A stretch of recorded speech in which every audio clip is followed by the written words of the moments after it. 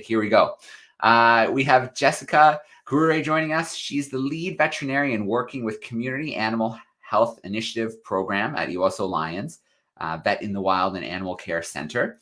Jessicah treats domestic animals who have faced injuries through carnivore attacks, vaccinates dogs and cats against deadly diseases, increases awareness on disease and the One Health approach through education, and much more. She loves living and working with the pastoralist communities in northern Kenya. I'm going to bring her in live right now. Hey, Jessicah, how you doing today? Hi, Joe. Very excited to be here. Oh, I'm so good. I'm so excited to see you. We have a third festival that we do for the general public every February called the Women Blaze Trails Festival, where we celebrate amazing women in science and exploration and conservation all around the world. And we had the distinct honor of it being your first virtual event when you joined us in February. So that was awesome. Thank you so much for that. And we're thrilled that you wanted to come back and hang out with us again. I'm really honored that you would have us as Ewaso Lions, and we're really excited. The programs before have been really nice, and we're really excited to be able to share a bit of one of our programs that we are running at Ewaso Lions. Amazing. Well, I'm going to hide myself away. We'll let you take over for a little bit, and then we'll have time, hopefully, for a question or two afterwards. Great. Thank you, Joe.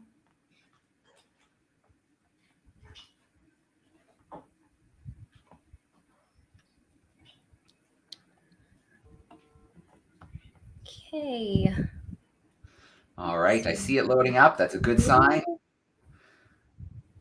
Perfect. We're good.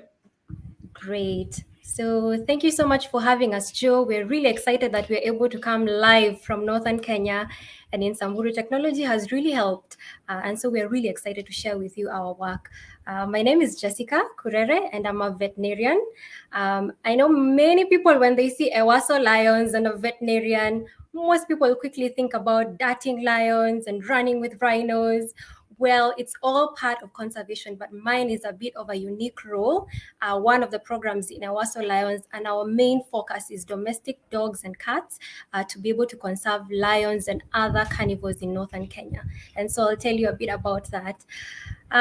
So just to give you a bit of a background on where I am right now, where I'm seated, Ewaso Lions is based in Africa, a country called Kenya. So the equator passes right through the center of Kenya. And so north of Kenya is now northern Kenya, and that is where we are. Majority of the communities there are pastoralist communities, and that is one of the communities that we work with here, that I work with here. So this picture is just a picture showing the landscape here in northern Kenya.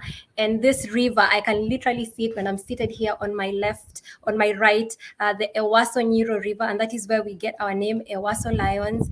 And this river is where we get water for all people, domestic animals, and even wildlife within this landscape. And that is the Ewaso Nyiro River. So this is where we live. Majority of the communities are pastoralist communities. So we have several communities. We have the Samburu, where we are based. We have the Turkanas, we have the Boranas, and all of them are pastoralists. So they keep livestock as their livelihood. Within this landscape, it's community-owned land. So this is a huge land owned by the communities. And so there are no fences. The people move with their livestock. Where there's rain, where there's water, that is where they'll go to.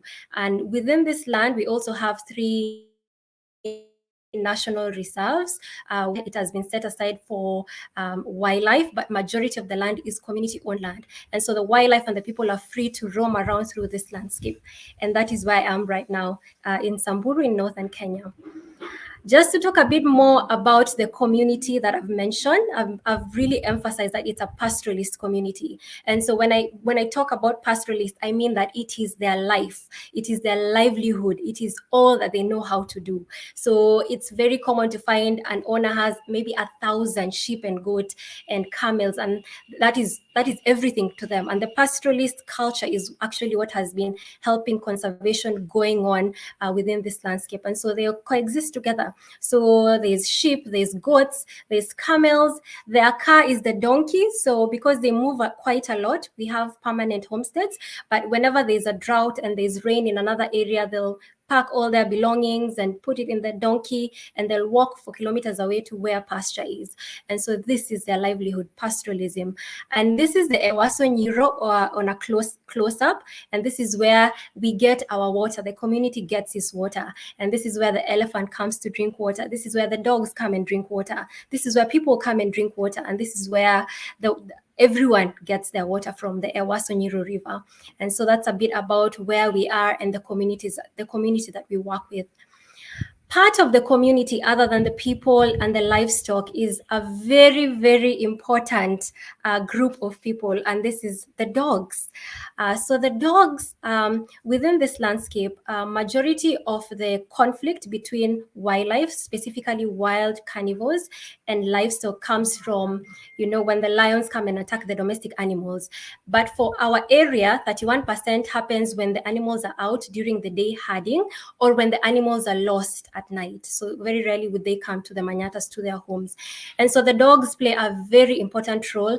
When the animals are out grazing, they go with the dogs, and the dogs would sniff around, and if there's any predator, if there's a hyena, there's a lion, they would alert the owner, and they would be very cautious and to know that there's a predator in this area. So dogs play a very important role. So if you have 100 sheep and goat, you'll probably have many dogs, maybe 5 or 6.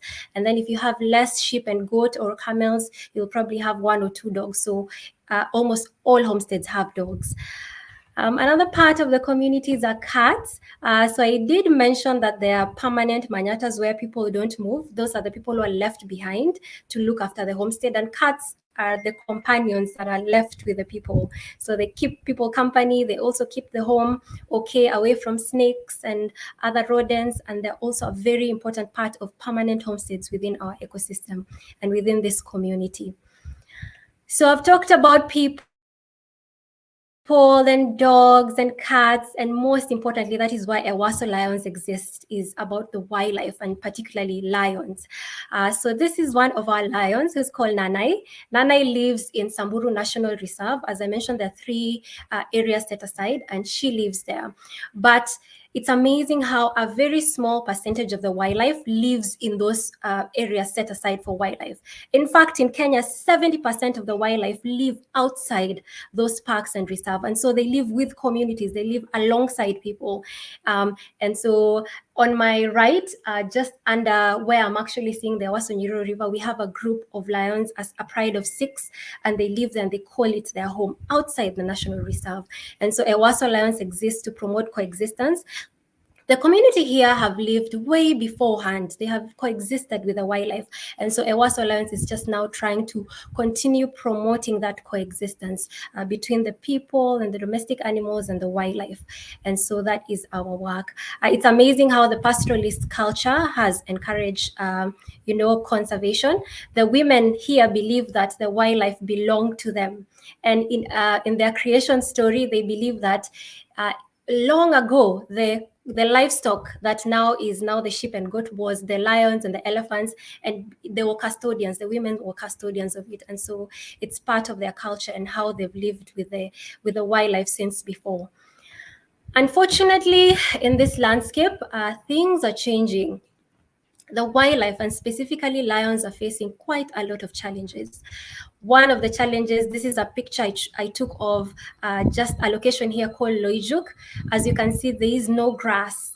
And if there's no grass, there's no food for gravies. There's no food for other, prey that the lion needs as its food. And so those are the challenges that are happening. And when the lion does not have food, unfortunately, it goes to the livestock that belongs to these pastoralist communities. And more in the end, it ends up in retaliatory killing of the wildlife, which happens. And so Ewaso Alliance is trying to bring up many programs that would help. So by collaring lions and telling the community, please don't take your livestock there because the lion is there today. We have a program for the warriors, as you can see in this picture, because the warriors are the ones who are tasked in the Samburu culture to take care of their livestock. So they will be the first line of attending to that conflict. So Ewaso Alliance has brought together the warriors and say, let's not kill them. Let's, now use that information to tell people, stay away away from that lion.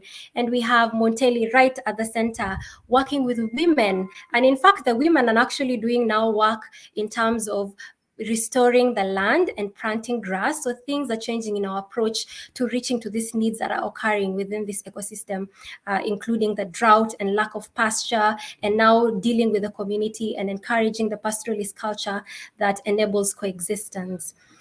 And we actually now even have a mobile veterinary unit for the wildlife. So in case any wildlife is injured or the lion is sick or an elephant has a problem, we have a mobile veterinary unit for the wildlife that comes and attends to that. And so that has been going on for a long time. Unfortunately, there was still a need that was not being met that Ewaso Lions saw. And it comes to prevention of diseases before they occur. And this is a slide. This is in Tanzania. And this is a rabies dog, a dog that has rabies, about to attack a lion. For those who may not know, rabies is endemic to Kenya. And rabies is a deadly viral disease. Like many viral diseases, it does not have a cure, but it does have a prevention of rabies disease. And so one way of preventing the disease from occurring is by vaccinating the domestic dogs. And as I mentioned before, domestic dogs play a very big role within this ecosystem. And so they are reaching out to them has a big impact in terms of keeping the wildlife safe from the disease, the rabies disease. Another disease that we've been seeing, and this picture was actually taken in 2019 by one of our staff at Ewaso Lions, and this is a wild dog that was confirmed to have canine distemper. Canine distemper is a highly infectious and fatal disease that occurs in carnivores. It occurs in domestic dogs and infects other wildlife species, especially the wild dogs who are critically endangered. And unfortunately, like many viruses, it does not have a cure, but it does have a prevention by vaccinating the domestic dogs against canine distemper to prevent the outbreaks from occurring. And so this is one of the diseases that we are tackling here in northern Kenya. And we have seen, we lost about 5 of these wild dogs. And you can imagine between 2019 and 2020, we had lost a number of packs to canine distemper. And so the population now is slowly growing back. And so we're trying to prevent this disease from occurring again by vaccinating dogs, domestic dogs from the disease. And so from seeing the niche of preventing diseases before they're occurring, Ewaso Lions started a program called the Kuras Pride program. So this is one of the programs at Ewaso Lions. And the main aim of this program is to encourage dog welfare by teaching the community on responsible animal ownership. So how to take care of your dog, preventing your dog from getting diseases. How do we do that? By vaccinating your dogs. And so this is a program that started in 2019 and has been continuing running until today. And the picture on my left, that should be on your right, is Kura, and that is where we get our name of Kuras Pride. And Kura is a special dog. He's with us here in camp, and that is where we get the name Kuras Pride. And this is a picture of me in, I think, 2020. I had come to volunteer. I was not yet working at Ewaso Lions. I was volunteering, and we were vaccinating dogs and cats against cat flu, rabies, and canine distemper at that time. So it's been running for about 3 years, and we've vaccinated over 4,000 dogs and cats within this area, just this area, which is pretty amazing. Other than that, Ewaso Lions has developed many other resources. We have a film in the Samburu language, and so we go out at night and we show this film.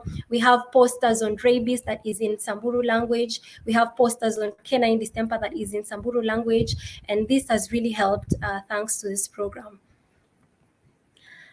And so a few years afterwards, this is last year, we used to come and volunteer through the Kuras Pride program as veterinarians, but there was still a need of continuous disease surveillance within this ecosystem, because we would come once a year and we'd vaccinate the dogs, but Ewaso Lions wanted something that would be sustainable to meet the needs of the dogs and cats, and also monitor are there actually diseases occurring, are there outbreaks, what can we do to help?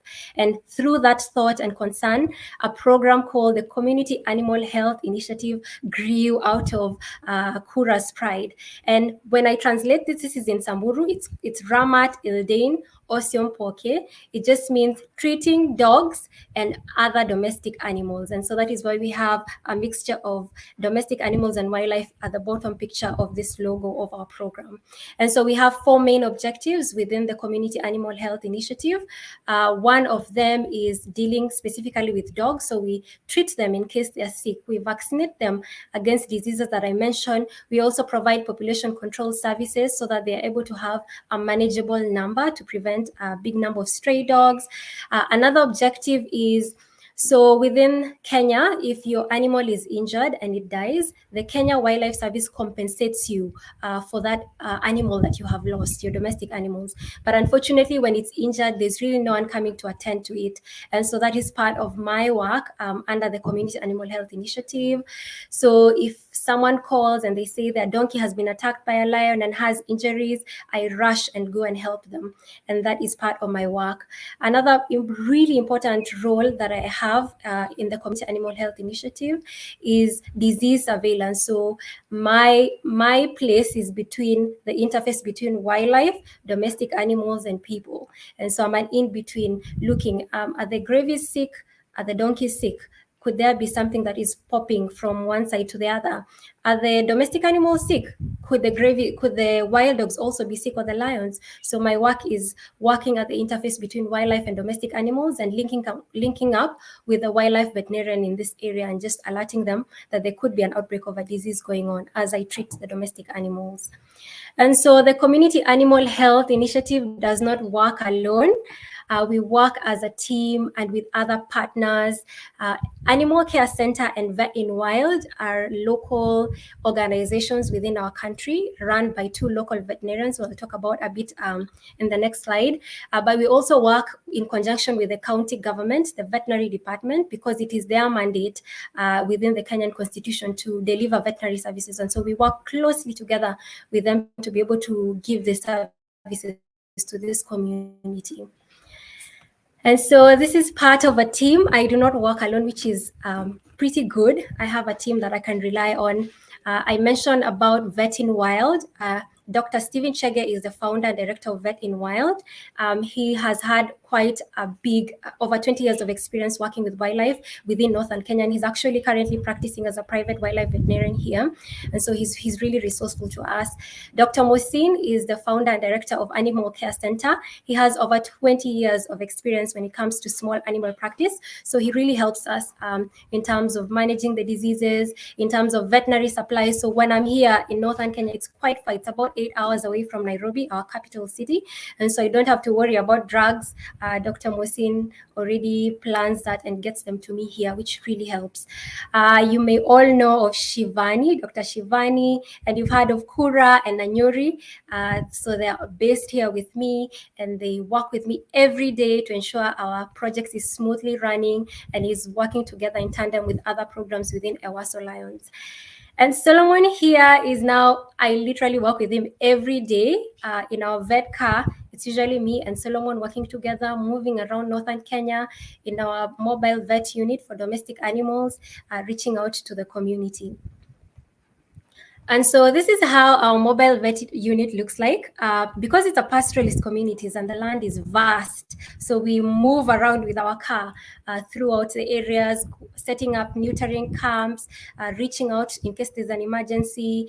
So it has a table, it has a water tank, it has a canvas on top in case it rains or it's too hot. And so we are moving around Northern Kenya, working with the people to ensure one health. Very occasionally, and this happens quite a lot, I'm stopped on the road, and these are children in Westgate, a town near here, and they stopped me. They're like, "My cat is not sick, but I just want you to look at my cat." And so it really gives me so much joy to be able to do that, to help them. And people have known about us now, and so they call us, they reach out to us, they stop me wherever I'm going, when I'm going to fuel or where I'm going to town, they stop me and they tell me how their cat or their dog or their animal are doing. So that is how our veterinary unit looks like. So as I mentioned, one of our key objectives is vaccination. And so the Community Animal Health Initiative has been running for about 8 months now, since October last year, 2021. And so this is us vaccinating across a dog against rabies and canine distemper. And he is called Longiron. And Longiron in Samburu language means the keeper of the donkeys. So Longiron is the one who guards the donkeys during the day. And we were vaccinating when he was waiting so patiently for the vaccine, which is quite rare because the dogs, they're not really used to being handled or vaccinated. So this was quite unique and lovely to see. And so for those 8 months, we vaccinated 248 dogs and cats against the diseases that I mentioned. This picture, I actually took it on Tuesday, a couple of days ago, and I went to treat these puppies. They had myiasis on their skin, so I went to check up on them and to see how they're doing. And so far, between October 2021 to date, we've treated about 121 dogs for various clinical diseases that has been reported to us. One of the very important things that we also do is population control in the dogs. So we do castrations and spays for the community dogs and cats. As I mentioned, when the dogs are on season and they move around the landscape, the probability of them getting diseases is really quite high because 10 or 20 dogs are congregating in one point. And so one of the main objectives we do is trying to help them to do population control, which they actually really demanded for it when we did a survey a couple of years back. So we are glad to meet that need. And this picture is when we were doing the first castration, and we had to take them through it because seeing a dog going under anesthesia is quite interesting for a person who's never seen it. And I remember when we did the first dog, they kept putting their hands on the heart and they were asking me, "Daktari, are you sure this dog is fine? We cannot believe this dog will wake up." And it was so nice to see how much they appreciated when the dog was all grown up and healthy and strong. And it's really lovely. I really enjoy seeing that every day. As I mentioned, one of our objectives as well is response to emergency. And this picture was, I had arrived about 4th of October, 2021. I think on the 5th, I had not even unpacked my bags in my tent. We got a call and we're like, "Doctor, you have to come. We have four camels that had been attacked by a lion and they had sustained quite severe injuries." And so we drove with our car and we went and we attended to this camel. We met them in December. They had moved to another location and the camels were all fine and already healed. So other than the carnivore attack, unfortunately, part of our emergency as well is when we do have rabid animals, which happens often here because rabies is endemic in our country. And so in this homestead, we had gone, there was a report of a rabid dog that had strayed, no one knew its owner, had come and bitten 2 camels within this herd. And so we tried our best to rush there as early as possible to give the camel a post-exposure just to prevent them from getting rabies. As you may know, rabies does infect other domestic animals, and so that's part of our emergency in case a suspected rabid animal does attack another domestic animal. Another very important work that we do is education, because conservation, disease surveillance, responsible animal ownership is all driven by the community themselves, driving it themselves. And so we try our best to empower the community to be able to appreciate and understand the needs that we're presenting to them. And on my left is us showing a film at night to a group in an area, to children and women and elders. And this is a film that was courtesy of Kuras Pride project that came up. And so we had a film in the Samburu language talking about how to be a responsible animal ownership, how to be a responsible animal owner. And that is one of the educational tools that we have. On my left is a poster that I had mentioned. We have a poster on rabies and distemper that is in Samburu language. And so it's very easy for them to understand what I'm saying when I show it to them and when I read out to them in the Samburu language. We also have a program for the women. In partnership with the programs that are already running here, we have a Mama Simba program going on at Ewaso Lions. And so we partner with the women every Monday between 10 and 12. We meet with the women under a tree and we catch up on how we've been doing and we tackle a topic. The last topic that we did, that was on Monday, we talked about how to differentiate a healthy and unhealthy dog. And that is part of our educational program that we're running through the Community Animal Health Initiative. Unfortunately, sometimes it gets tough and the worst happens. This was between January and about April this year, and we had an outbreak of canine distemper. And as I mentioned, it's very infectious. It's fatal to the dogs if nothing happens to them, if there's no medical intervention, and if they have not been vaccinated. And so this was us. On my left, this is a puppy. Unfortunately, this puppy passed on, and the owner lost 5 dogs because we had not been aware of these sick puppies beforehand.